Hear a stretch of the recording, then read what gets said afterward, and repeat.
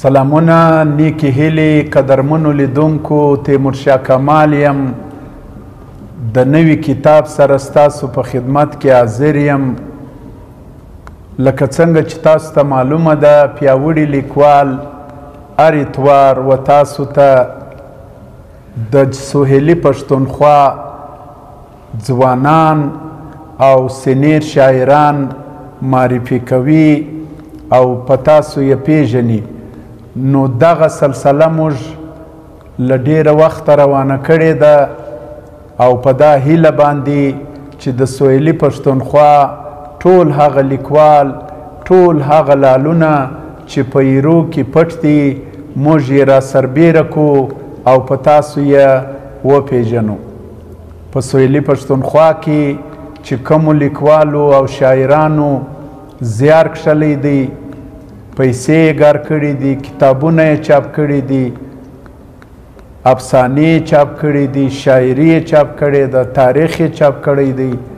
او نور نثري کتابونه یې چاپ کړي دي. موږ به یې تاسو ته وخت په وخت او په هر اتوار باندې وړاندې کوو او په تاسو به یې پیژنو. نو نن زموږ په شاعر او کتاب کې موږ و تاسو ته ستومان ستوري د امان الله پروانه صاحب دغه شعري ټولګه تاسو ته معرفي کوو او په تاسو یې پیژنو. امان الله پروانه زموږ د کوټې د سیمې ځوان او ډیر خوندور شاعر دی. د په خپل ژوند کې د پښتو ژبې د زیار لپاره، د خدمت لپاره ډېرې ستونزې او خوارۍ وړي دي او په ډېرو ستړو او د جیب په پیسو یې دغه شعري ټولګه چاپ کړې ده او پر دې باندې قدرمن علي کمیل قزلباش صاحب، ډاکټر امان الله تابان صاحب او زموږ د سویلي پښتونخوا قدرمن پوهاند عبدالکریم بریالي صاحب پر ده باندې لیک کړی دی او ده یې ستایلی دی او د ده په باره کې عبدالکریم بریالي صاحب په یو خپله مختصره لیک کې داسې وایي، وایي امان الله پروانه خیشګي د نن ورځې په شاعرانو کې نغمه سرا دی. د ژوند تراخه او خواږه د ستړو په دې ډک ماحول کې زغمي. یو شعور لرونکی احساس لري چې د ژوند د ترخو او د مینې د امکاناتو کیفیت یې د کلام څخه څرګند دی. خپل تخلیقي مدار کې له زمان او مکان څخه د فکر نم اخلي او خپل د مینې تخم پکې پاشي. په دې ستړي حالاتو کې د شاعر نه غوغا هم کیدای سي، د اظهار خپل رواني لري او د فکر جوړښت یې تعمیري او اخلاقي دی. داسې تجربه او فکر زغل د دې منتشر ماحول یو ضرورت هم دی او واقعیت ته نږدې هم. دغه لیک د قدرمن عبدالکریم بریالي صاحب چې تاسو ته مې اقتباس وړاندې کوي او دی په خپل یو شعر کې وایي، امان الله پروانه صاحب وای شوخه اسپه مې د زړه پر غولي ځغلي. شوخه اسپه مې د زړه پر غولي ځغلي، پروانه به یې په ښه ترتیب قیضه کړم. قدرمنو لیدونکو، علي کمیل قزلباش صاحب، ډاکټر لیاقت تابان صاحب د امان الله پروانه صاحب پر کتاب باندې خواږه لیکونه کړي دي او ده یې ډېر ستایلی دی او تر ټولو لومړی غواړم چې د امان الله پروانه صاحب د امد شریف یو څو ارشاد شعرونه لیدونکو ته هم او تاسو ته هم ډالۍ کم. وایي سم قربان ستا تر نومونو صفتونه ټوله ستا دي. سم قربان ستا تر نومونو صفتونه ټوله ستا دي. مځکې غرونه ټوله ستا دي. اسمانونه ټوله ستا دي. زه وباب پر سر د آب یم څه مې ژوند دی چې هوس کړم. زه وباب پر سر د آب یم څه مې ژوند دی چې هوس کړم. دریابونه ټوله ستا دي او موجونه ټوله ستا دي. او خوښه ستا ده هره چاره سیکولی واک د خپل دی. خوښه ستا ده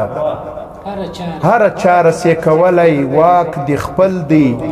رحمتونه ټوله ستا دي. راحتونه ټوله ستا دي. او چې خزان پر مسلط کړي ټول خزان سي ستا په حکم. چې خزان پر مسلط کړي ټول خزان سي ستا په حکم. ګلزارونه ټوله ستا دي. بهارونه ټوله ستا دي. یو قدم اخیستی نسم یم بېواکه او بېوسه. یو قدم اخیستی نسم یم بېواکه او بېوسه. جرأتونه ټوله ستا دي. قوتونه ټوله ستا دي. نوم او توره مې د خاورو سره خاورې کړي چې ورک سم. قدرتونه ټوله ستا دي. عظمتونه ټوله ستا دي. چې باقي نه یم فاني یم څه په هیله د شهرت کړم. چې باقي نه یم فاني یم څه په هیله د شهرت کړم. شهرتونه ټوله ستا دي. عزتونه ټوله ستا دي. او چې زبان مې په شیرین سو دا کمال ستا د کلام دی. چې زبان مې په شیرین سو دا کمال ستا د کلام دی. آیاتونه ټوله ستا دي. بیانونه ټوله ستا دي.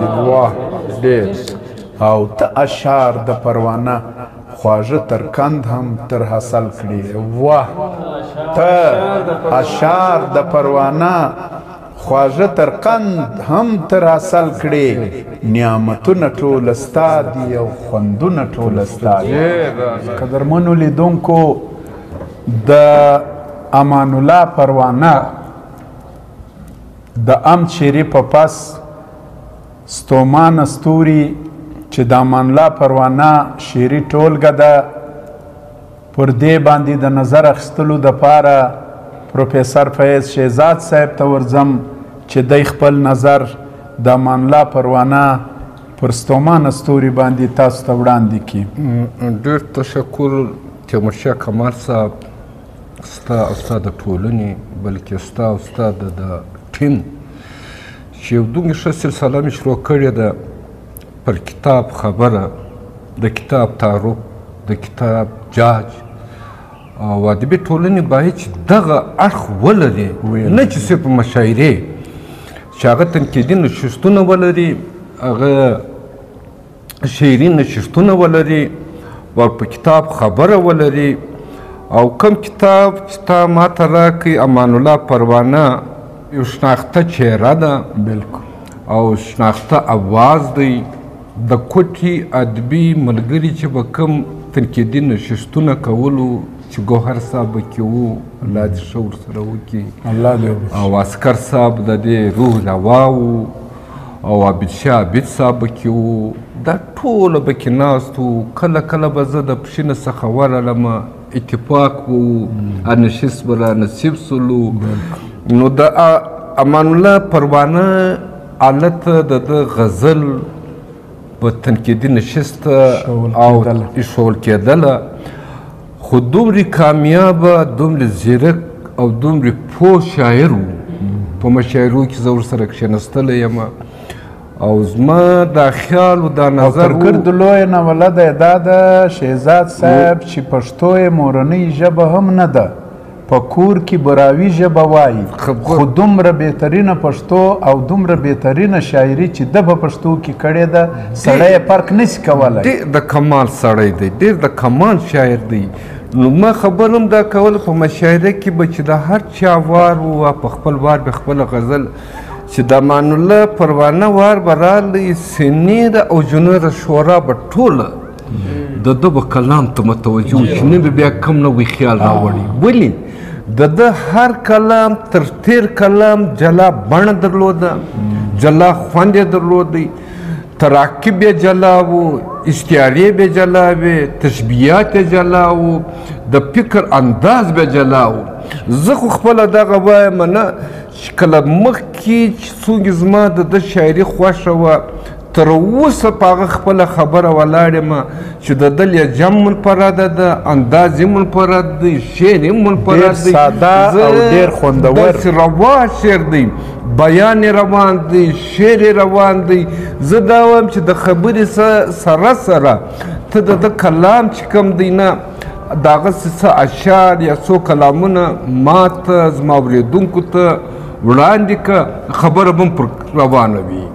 ارشاد تیمورشاه کمال صاحب په یو شعر کې وایي شهزاد صاحب وایي د سپرلي په باران ځکه سبزهزار سي واه د سپرلي پر باران ځکه د سپرلي په باران ځکه سبزهزار سي لکه ناوي چې په ښه ډول سینګار سي واه ډېر الله ډېر الله ډېر د سپرلي په باران ځکه سبزهزار سي لکه ناوي چې په ښه ډول سینګار سي څوک چې پل دی پر پله کښیږدي محترم سي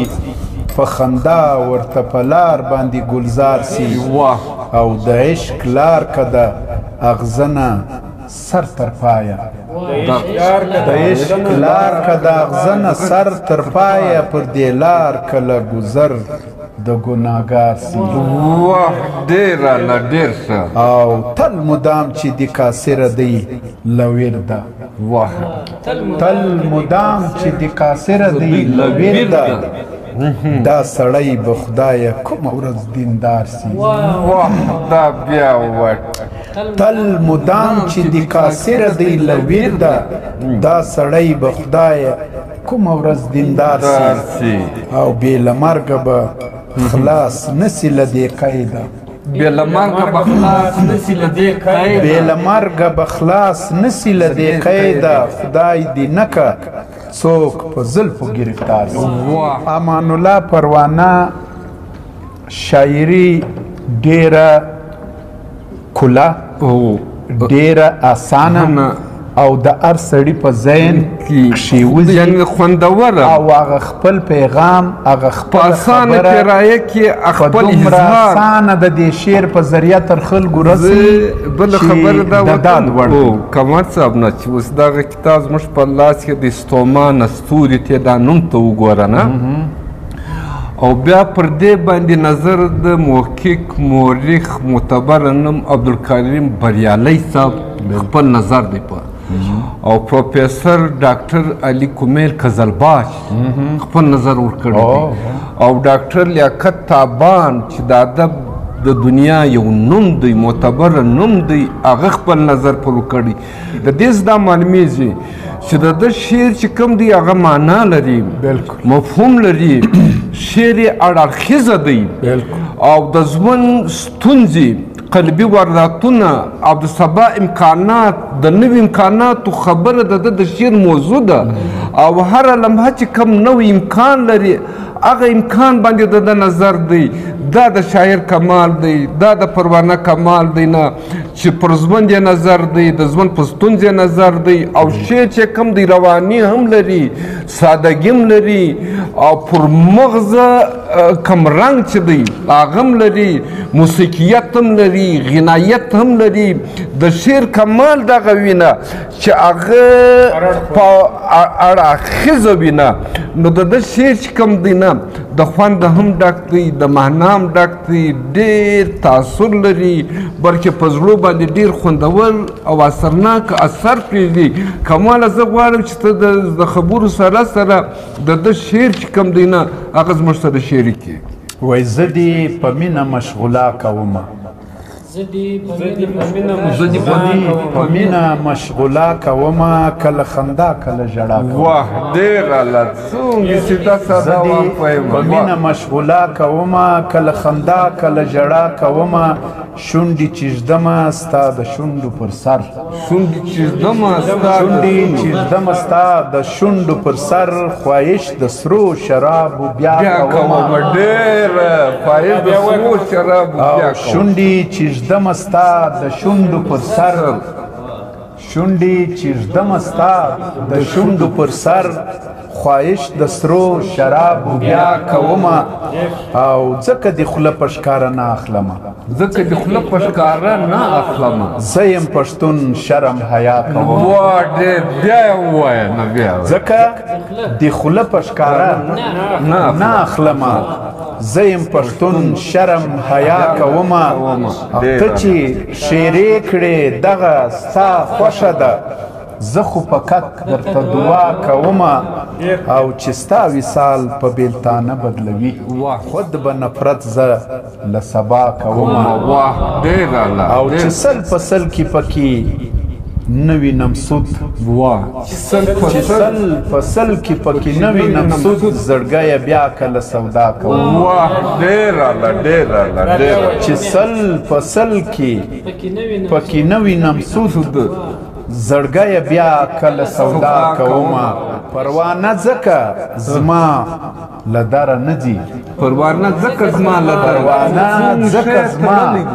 له دره نه ځي زه خو ډیوه یم رڼا کومه ګور پروانه یې د ډیوې سره څنګه تړلی پروانه ځکه زما له دره نه ځي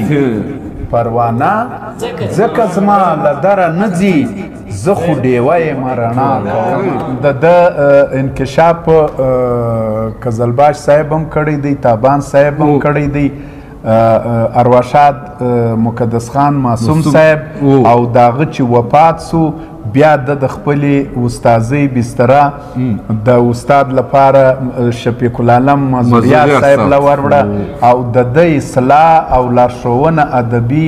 شفیق العالم مازوریار کړې ده داغه در مخه مقدس خان معصوم داغه تر مخ مقدس خان معصوم صاحب د مقدس خان معصوم په ناسته کې او بیا د دغه ما چې نومونه واخیستلو د ادبي ملګرو ده نه لیکوال ملګرو ده نه د دې په ناز کې خو د لو ګټه په څه شي وکړله په خپله عاجزي یې وکړله او عاجزي یو داسې صفت دی او دویمه شی دی په دې کې د اورېدو ډېر صلاحیت و برداشت پکې ډېر د برداشت خبره یې دوی دواړو کړې چې ډېر برداشت د نږدې څخه پېژنم نه او د ده پر شعر چې به کوم تنقیدي دقیدی د هغه اصلاح کوله نه او ځکه خو نن داسې کامیاب سو چې داسې خوندوره شعري ټولګې و پښتو ادب ته ورکړه چې دا د ده یو احسان دی پر موږ او بیا هر شعر چې کم دی هغه خپل اثرناک اثر لري او ما درته وویل د ده د شعر خوند چې کوم دی هغه د ده تراکیب دي د ده اشتهاري دي د ده تشبیهات دي نو زما دغوی خبره و کمال صاحب زه په اخر کې تا ته بیا وایم چې د خبرو څخه زیات باید چې د ده اشعار چې کوم دي کلامونه چې کوم دي هغه وړاندې سي بلکل نو قدرمنو لیدونکو دغه کتاب پر 419 مخه مشتمل دی چې تقریبا 209 یا 8 صفحې جوړیږي دغه امان الله پروانه چې زموږ د نوي کهول او زموږ د پښتو ادب ډیر خوندور غړی دی او پښتو ادب له پښتو ژبې له زشته زیات خدمتونه کړي دي او دغه کتاب یې په خپل زیار په خپل مهنت چاپ کړ او پښتو ادب ته یې وسپارئ او موږ د ده یو جهان مننه کوو او د پیاوړي لیکوال لخوا زموږ د دې ټول ټیم لخوا و ده ته پر دغه شعري ټولګه مبارکي وړاندې کوو د لا زیار کښلو لپاره زحمت ورکوو چې پښتو ادب ته بیا خدمت وکړي او د پښتو ادب دغه بڼ زرغون کړي او موږ د ده یو جهان مننه کوو قدرمنو لیدونکو تاسو ته مو یې د کتاب ټوله بشپړه پیژندګلو وړاندې کړه او